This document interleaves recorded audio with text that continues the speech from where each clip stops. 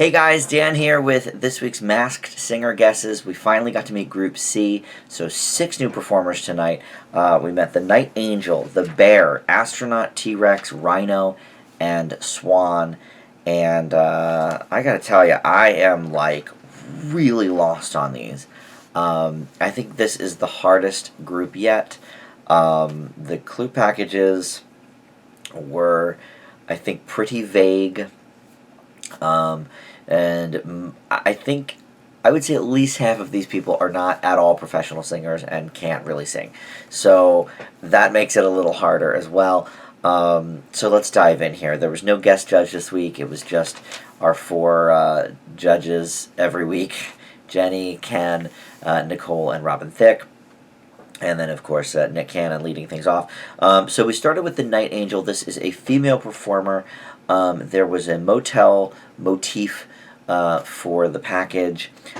She said she was deeply blessed her entire life. Doors have always opened for her. She opened the door number 4, and there was 4 grannies in there, partying. The key for number 2 she was holding, but she put it into door number 5 and opened that up. I don't know what that has to do with anything. But she mentioned The Boy Is Mine. She mentioned My Prerogative, so that led some people on the panel to think either Brandy for The Boy Is Mine or Britney Spears for My Prerogative. I really wish people would stop guessing famous people that it's clearly not. It's not Britney Spears. I mean, come on. And she sang You Give Love a Bad Name from Bon Jovi. Now, this one, I don't really know. I mean, my best guess, I was thinking Monica or Brandy as well when she said The Boy Is Mine. But Jenny had an interesting thought. She said that the 4 grannies in the room were for 4 Grammys that Monica has been nominated for. And she did sing The Boy Is Mine. She's got a few hits from the late 90s. The key... the number 2 key opening door number 5, I don't know what that has to do with anything. Maybe 25 is when she had her big hit. I feel like she was a teenage star, though. Like 18, 19. I don't know. I mean, that's my best guess for that. It's not a good one, I don't think. I don't think it's right. Usually nobody on the panel is right the first week. So usually if the judge says it, I'm like, okay, it's probably wrong. So it's probably not right, but I really have no clue. The Bear was next, and that was the one that was unmasked, so we will go back to her. 4 women, by the way, on the show, and just 2 dudes for Group C. I thought maybe it would be 3 and 3, but not so much. So, up next, then, we're going to do the Astronaut. This had, obviously, a spaceship motif in the package. There was a Hawaiian lei hanging down from the ceiling. He said he was hungering to explore new territories. Some things that were floating around in the spacecraft were a Harry Potter-esque broom and as well a toolbox. And then he crashes at the end of the package and he said it's not a pitch-perfect landing. And some of the other things here started at a very young age. This gets my heart throbbing, so people on the panel were thinking maybe it was some sort of hunk or maybe one-time heartthrob. And the song that he sang was You Say by Lauren Daigle. I'm not really familiar with the song, but he sang it well enough, but I would say this is not a professional singer, so I don't think it's anybody from Pitch Perfect. I think it was Ken. Ken's always wrong. Was thinking it might be like Adam Devine or something. I don't think it's him. I don't think it's Ben Platt from Pitch Perfect or Dear Evan Hansen. I was focused more on some of the things inside the spacecraft. The Hawaiian lei I can't quite figure out. I don't think it's got anything to do with Harry Potter because he does not sound British. And they obviously are all British, obviously it's not going to be like Daniel Radcliffe probably, but it could be Tom Felton maybe or something. I'm not on that path either.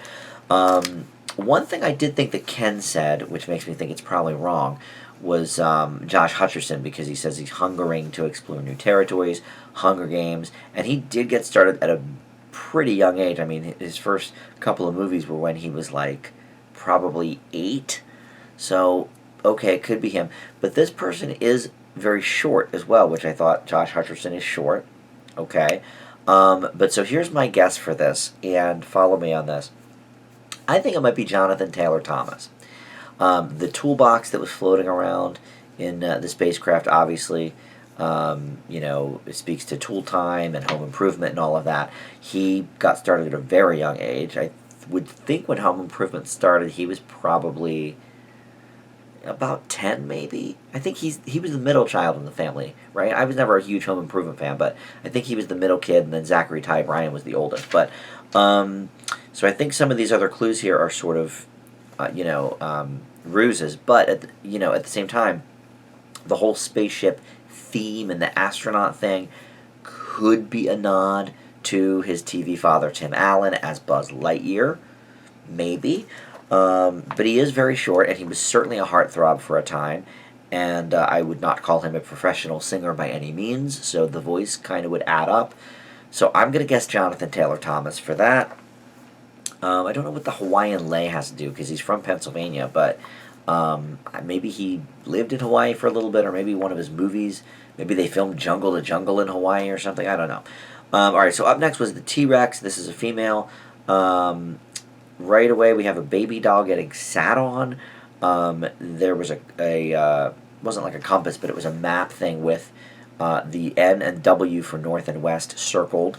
So I wasn't sure if that meant anything. She was discovered by another, and when she says that, the people were like holding up this pink goo kind of stuff. She was one of a dozen creatures pirouetting the land. And they were all similar in looks, and it was a sisterhood of friends and fun, she said. Let's see. Unless you were special, you were doomed. So obviously, I'm thinking some sort of reality competition. At first, I was thinking American Idol, but then I heard the voice, and I don't think made it on American Idol. Not a professional singer, I would say. But Jenny actually brought up Dance Moms, and the pirouetting made sense, because I was like, I don't think we would know anybody famous enough from So You Think You Can Dance. So I don't think it would be from that. But she thought it was Maddie Ziegler from Dance Moms, who I've heard of but don't know really anything about. I actually think it's somebody else from Dance Moms, somebody who I just learned about like a week ago, but apparently she's the biggest thing in the world right now for teenagers, is this JoJo Siwa or something, right? JoJo Siwa, is that her name? She and her mom were on Dance Moms for 2 years, which would make sense with the pirouetting and stuff. She's 16 now, so that would kind of fit into, obviously it's not going to be somebody that's like super little, but she was a YouTube star, I guess, or something. She has a big YouTube channel. I literally just learned about this person like a week ago. My friend John told me all about her. But there was a big U-shaped balloon, and originally Nicole was thinking maybe it's somebody that's in college then for like university, but then she was like, oh, maybe it's a YouTube star. So that kind of led me to, YouTube star, JoJo Siwa. She was on that Dance Mom. So that's my guess for the T-Rex. That's the one I'm actually most confident about, sadly, even though I barely know who this person is. But it makes sense. And, she sang So What by Pink, if I didn't mention that. Okay. So next is the Rhino. This is a male. He has a very deep voice. A gentle giant, he called himself. He took center stage very young, was the toast of the town every week, but then he became crushed when he was no longer the best. There was a Grand Ole Opry guitar in the package, as well as a placard sort of thing that said Faith on it. He said he was taking a leap of faith. He was on a bicycle to do that, and sort of they did this like E.T., over the moon kind of thing with the bike. He sang Have a Little Faith in Me. So this was leading the panel to think maybe it was Tim McGraw, because Faith Hill is the wife, Have a Little Faith is the song that said Faith on the mat. I don't think this is Tim McGraw. I mean, I don't know a lot about country music, but it did not sound like Tim McGraw at all. The thing I keep coming back to is that this dude is very, very tall. I would say in the mid-6s, like probably between 6'4" and 6'6". But something Nick Cannon said at the very, very first episode of the season is that this season they have people that have gone to 11 or been or what did he say? He didn't say went to 11 Super Bowls. He said were in 11 Super Bowls, something like that. So I was thinking, oh, well, maybe they played the halftime show or whatever. You've got Rob Gronkowski from Group A, who I don't know much about him, but everything I've read about him leads me to believe that's for sure him. I think this is another football player, which means I don't know who it is. Because unless they're a Philadelphia Eagle or if they're like real famous for something, either playing football, being a commentator, whatever, I won't know who they are. But he did say, I'm a gentle giant, so I'm thinking maybe it's somebody that played on the Giants at some point. Tim Tebow was mentioned from Ken.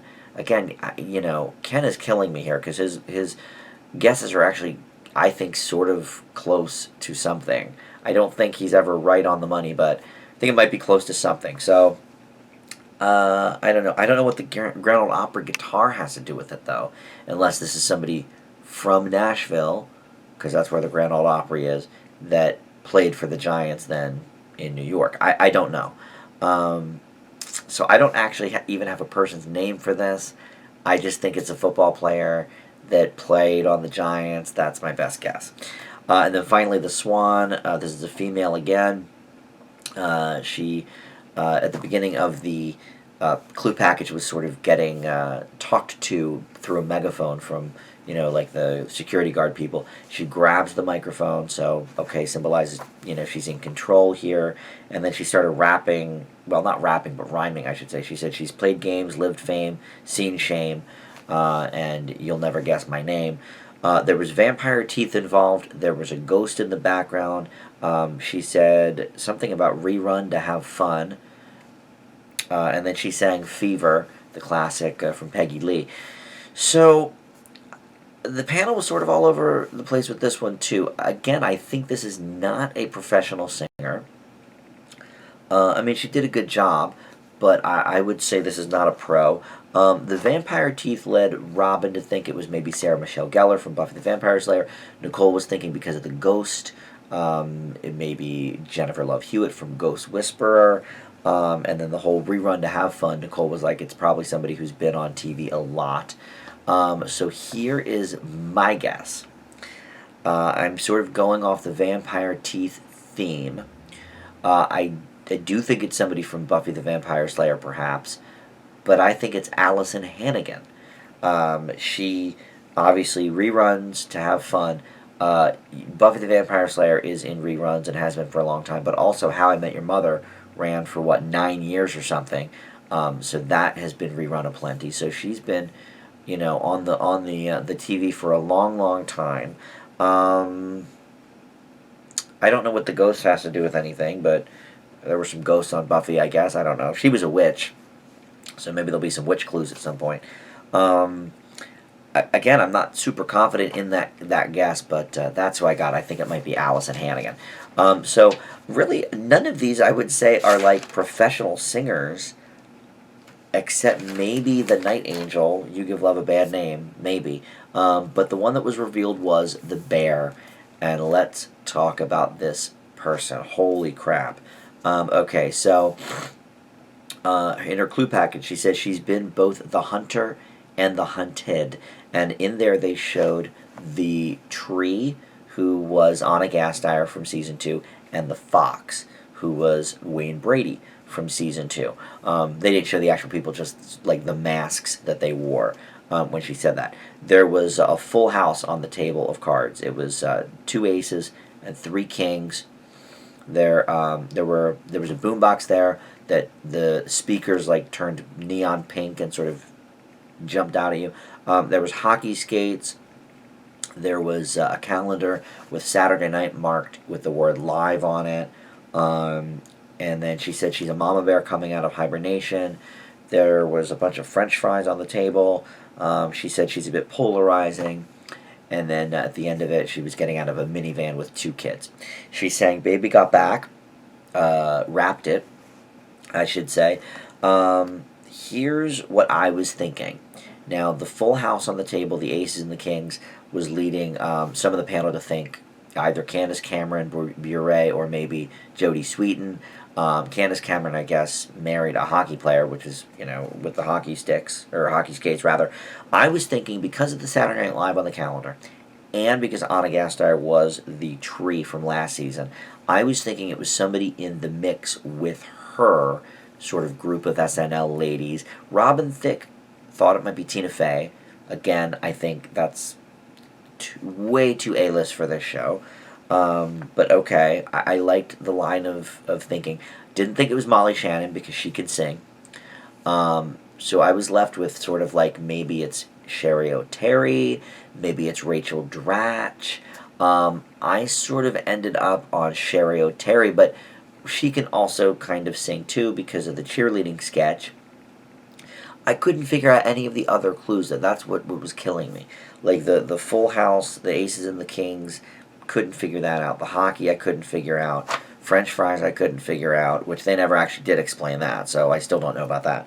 But this person, I would say the biggest A-lister, the biggest star, the biggest celebrity that this show has gotten in its 3 seasons thus far. The bear was Sarah Palin.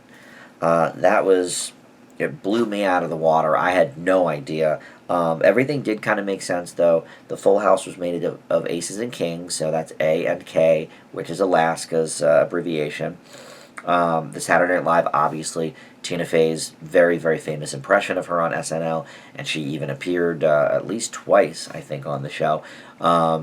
She's a little polarizing, that's for sure. That was a good clue. Mama Bear, coming out of hibernation, she's sort of known as the Mama Bear or whatever. Both the hunter and the hunted, that was definitely a clue sort of to her political career. And just the hockey thing, she's known as a hockey mom, I guess. I didn't know that, but fine. They didn't really explain the pink knobs on the boombox. They didn't explain the French fries, so I don't know anything about that. But boy, oh boy, I was way out on that one. Well, and that's the kind of person that I just would say, like, oh no, they'd never do this show. I wouldn't say she's quite on the level of some of the people they've guessed, like Beyonce or Michelle Obama, but I mean, Christ, she ran for vice president. She was a very, very big figure in the news and media for years.